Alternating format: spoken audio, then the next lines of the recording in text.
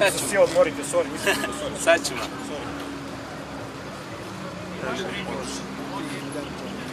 Evo, za početak možeš reći nešto o sebi. Josip Žagar Zax, bavim se driftom od 2003. godine.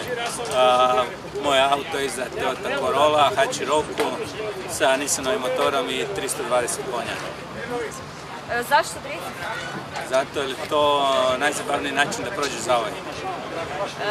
Upoznaj nas malo još sa svojim autićem. Moj autić je Toyota Corolla AE86, volio bi da je GT86 novi, a za sad se još držimo ovog starog.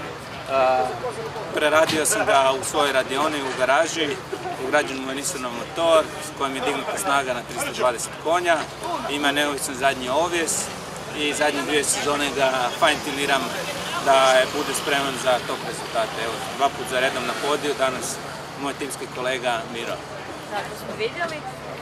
Opiši osjećaj od trenutka starta do prvog zavoja.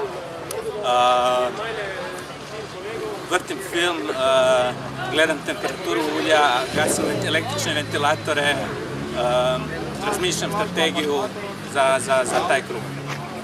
I pretpostavljam da ćeš se nastaviti baviti driftom? Da, naravno, zašto ne i dalje. Kako god me veseli i ovako, nema razloga da prestane. Hoćeš nam malo pokazati? Naravno. Evo,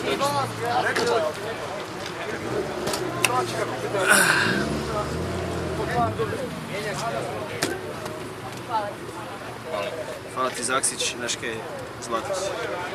Ovo je moje radno mjesto, danas od Mire. Promjene u odnosu na prošlu sezonu što je ugrađen pravi kavez u DAC Motorsportu, tako da auto bude još krući. Imam pritisak turbine i glavne stvari su mi prekidači ventilatora i pokazivači temperatura, obzirom da se auto jako grije u driftu i moramo paziti da se čuvamo motor.